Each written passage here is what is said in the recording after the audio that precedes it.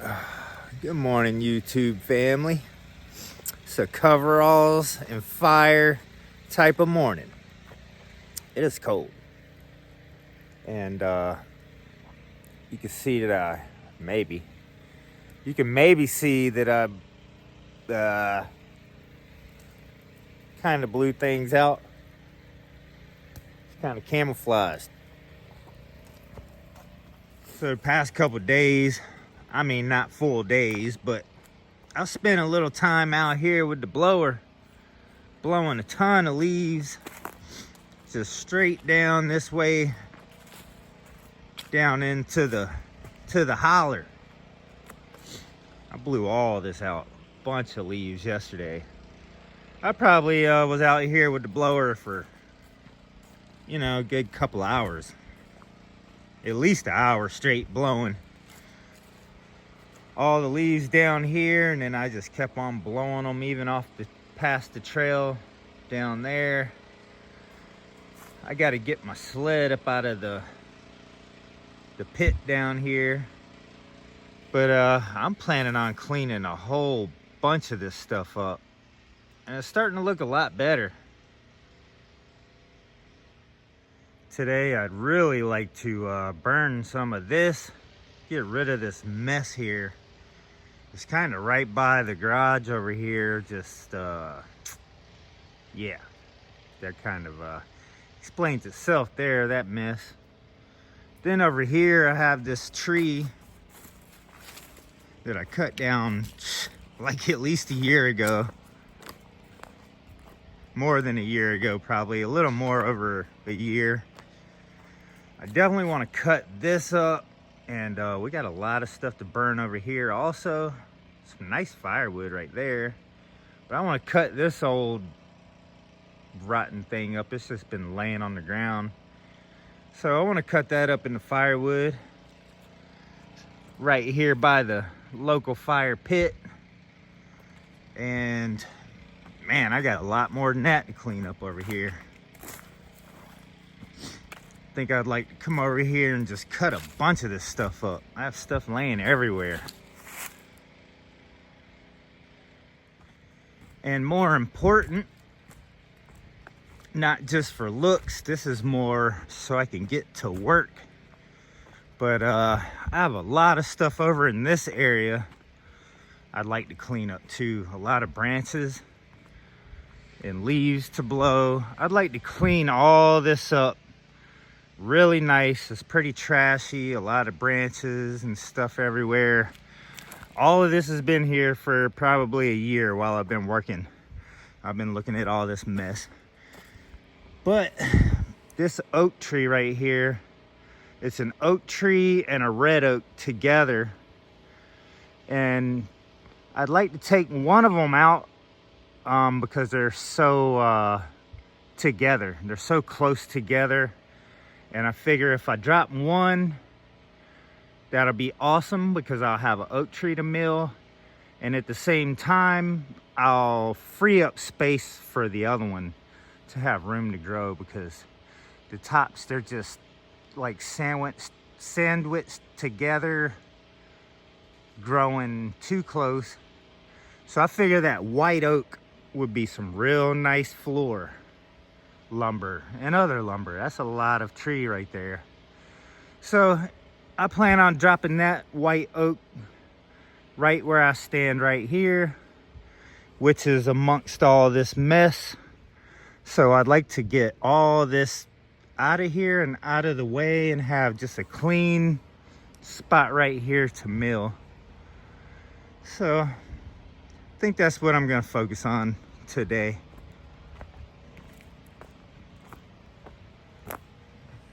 The four-wheeler carburetor I ordered is saying like 6 days before I get it.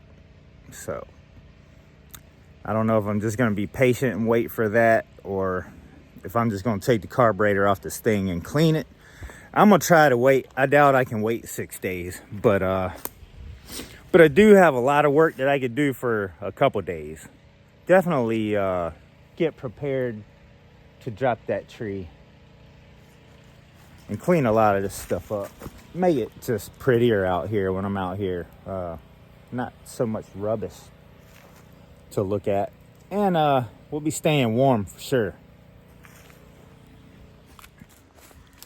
I'm just kind of pulling a handful of branches out of here at a time and just throwing them on here. There's some dry stuff. It's been piled up here a long while since my my video of cleaning up for the 20-foot poplar tree milling job.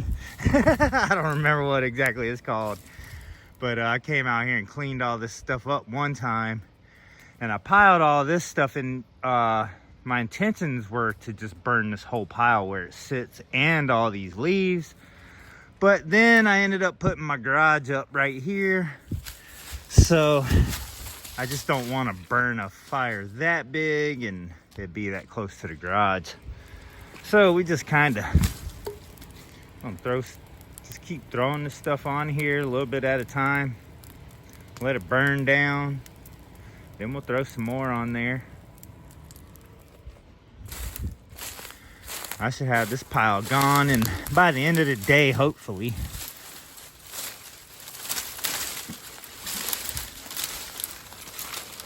I'm just gonna keep doing that.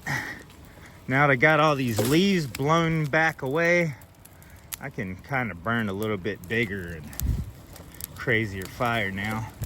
Still got to be careful though, because there's still a lot of, you don't want embers flying too far, because I don't want to set this on fire for sure yet. A little bit at a time.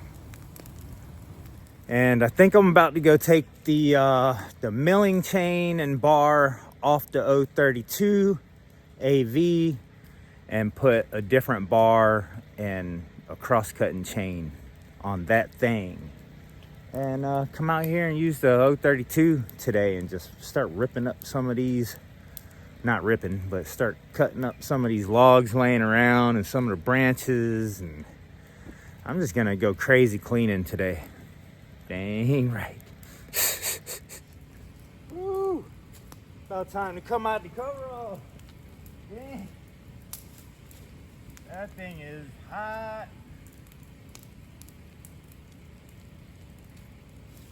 I think I done killed about half the pile already.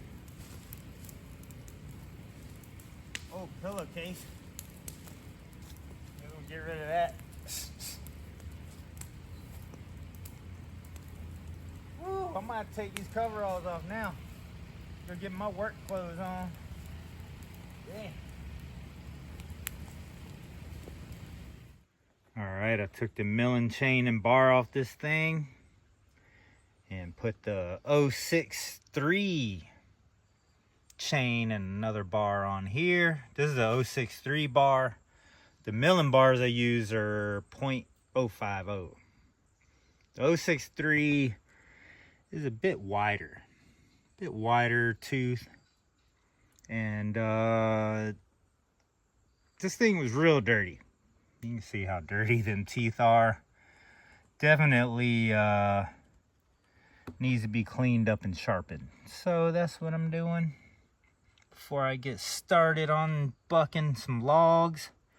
I figure I'm gonna sharpen this thing up real pretty and try to keep it out of the dirt. Well, we got this thing super sharp. I mean, this thing is looking like brand new. Lots of sharp teeth. And then I was handling it and I went to pick it up, and I'm like, dang man, I'm missing a part. I think a rubber boot or something fell out. So that seems kind of dangerous. I mean, it is hanging on. I might be able to use it, but it ain't that safe. It's not safe. It's just hanging on by the handle right there. Right here. That's the only point. It's attached there. And then, I mean, you just got it attached right there by the handle. I don't know. I think I need to loose right here. And you can see that maybe it's been like that and I just haven't cared until now. I don't know. Because I can see I put that screw in there. But I'm thinking there was a rubber boot in there and maybe that rubber boot came out. Oh. I don't know. Man. It's one of them days too, man. It's like freaking 4 o'clock. It was like 7:30. Then I sharpened the saw, all of a sudden it's freaking 4 o'clock. And I don't know, it's just one of them days, man. Hollie's out doing laundry and I'm just kind of I guess I ain't got the best motivation in the world, you know?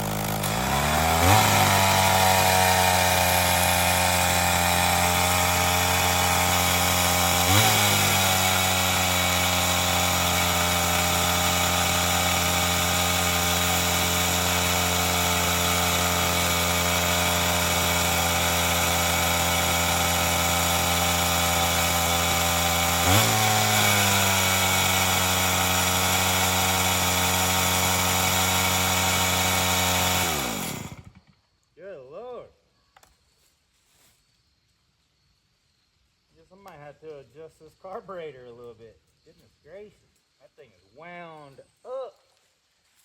Alright, let me get me something to adjust this thing with. Jeez.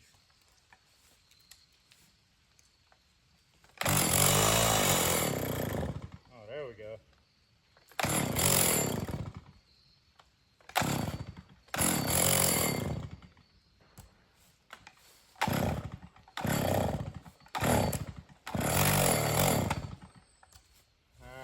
Come on, 032, don't make me look bad, man.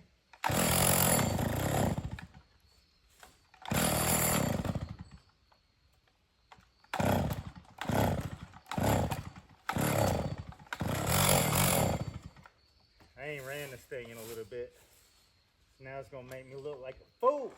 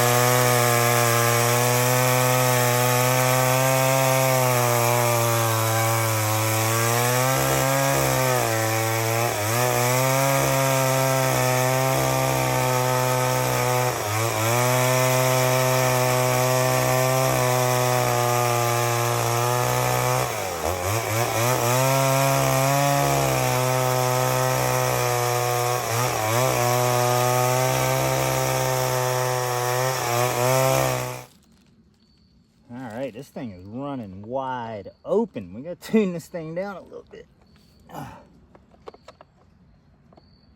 Seems like it's holding on pretty tight. I definitely got to get that part for this thing. I see the screws going through there and actually holding it, but it's just missing that rubber gasket or boot or whatever you want to call it that goes around that bolt there. I'm actually questioning if it's ever even been in there, because I know I put that screw in there, but I think I just didn't put the rubber boot back. So I guess it's not really any different than I've used it for over a year now. I guess while I'm doing this, look pretty good there. So there we got our little adjustment screws right there, high and low. Which is which, I don't know if I know.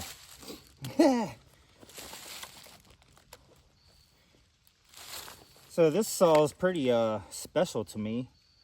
Our really sweet, caring friends, Jerry and Diane, gave me this saw. When we first bought this property, I think the only saw I really had was my Stihl MS-250. And then I have another saw that's my grandpa's that I've had for a very long time, but it needs an oiler in it. So, all right, let's see if we can adjust this. Maybe I'll continue my story in a minute.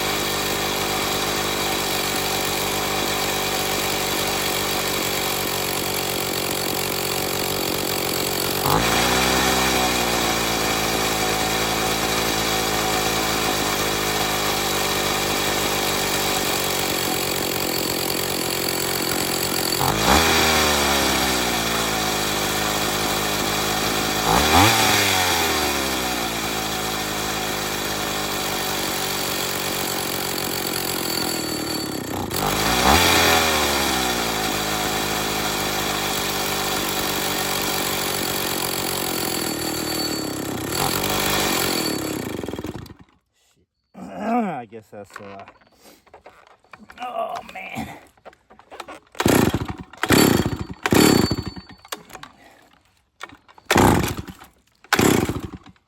Oh, come on.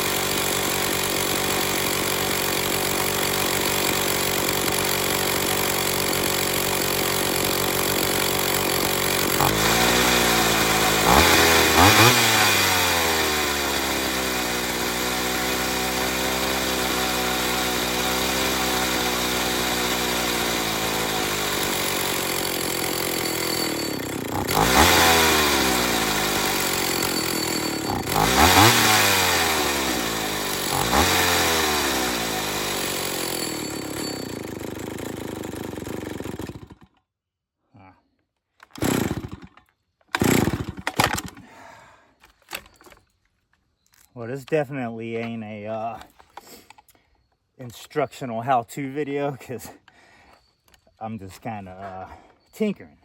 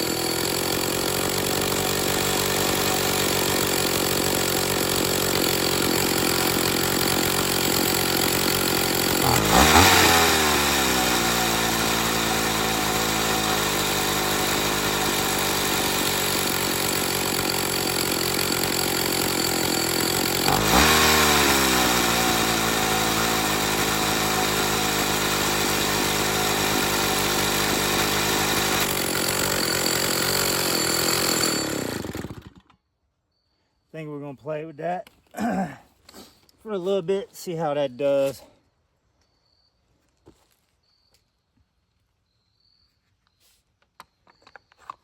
So anyway, I came out here with a little bitty MS250. Get out of here, stink bug. He's trying to get warm. And no money. There's no way I could have bought another saw. So Jerry and Diane pretty much saved my life of what I was doing out here with this saw. So for the first, you know, pretty much the whole time I built this back drying rack, I milled that whole thing with this saw. So this saw is a strong saw. It doesn't have the you know, the high powered instant torque, but this thing is very strong. It reminds me of like a Harley. Like it's got power, you know what I mean? It's not really high wound like a newer saw. It just kind of sounds like a 4-stroke Harley, pretty much. And I milled that whole deck back here with this saw. So it's awesome. Thank you, Jerry and Diane. I'll cherish this saw forever. And I don't know, I gotta play with it more, but right now I'm trying to get some stuff cut up, and you know, I ain't trying to sit here and do maintenance. I'm trying to get some stuff done around here and cut up and burnt, and dang right. 032 AV. I want to say this saw was like made in the 80s sometime, I believe. Maybe late 70s. I honestly don't remember off the top of my head.